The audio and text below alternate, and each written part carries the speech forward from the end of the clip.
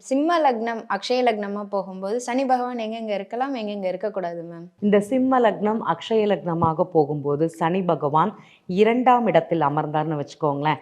இத்தனை நேரம் மைனஸ் சொல்கிறோம், இப்போ ப்ளஸ் சொல்லலாம். இந்த வருமானத்திற்காக வெளிநாடு அப்படிங்கிறது ஜாதகர் போகக்கூடிய ஒரு நிலை அப்படிங்கிறது ஏற்படும். அதே மாதிரி பார்த்திங்கன்னா இந்த குழந்தைகளுக்கு வெளிநாட்டு கல்வி அப்படிங்கிறது ஒன்று கொடுக்கும். இன்னொரு ஸ்பெஷாலிட்டி என்னென்னா, இந்த மருத்துவம் படிக்கக்கூடிய குழந்தைகளுக்கு இது ஒரு நல்ல காலமாக அப்படிங்கிறது இந்த சனி பகவான் உருவாக்கி கொடுப்பாரு.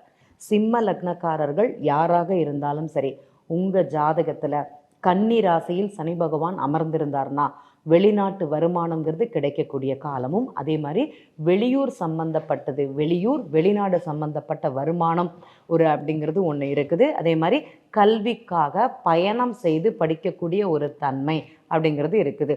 சிலருக்கு பார்த்திங்கன்னா இந்த பிஹெச்டி கல்வி, ஆய்வு கல்வின்னு சொல்லுவோம், அது சார்ந்த கல்விகள் இந்த காலகட்டத்தில் படிக்கக்கூடிய ஒரு தன்மைங்கிறது ஏற்படும்.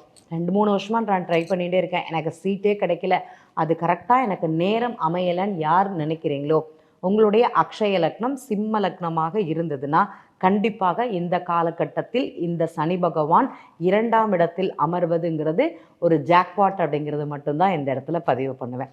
இந்த சிம்ம லக்னத்திற்கு இந்த சனி பகவான் தனது வீடான மகர ராசியில் அமர்வது சூப்பர். ஏன்னா இந்த மகர ராசியில் இருந்தார்னா, இப்போ இந்த சிம்ம லக்னத்திற்கு இந்த சனி பகவான் இருக்கும்போது வீடு வண்டி வாகனங்கள் சார்ந்தது ஒரு யோகத்தை கொடுப்பார், சுப விரயமாக அப்படிங்கிறது ஏற்படுத்துவார். இது ஒரு நல்ல பலனாகவே இங்கே சொல்லலாம் அப்படிங்கிறத இந்த இடத்துல பதிவு பண்ணிக்கிறேன்.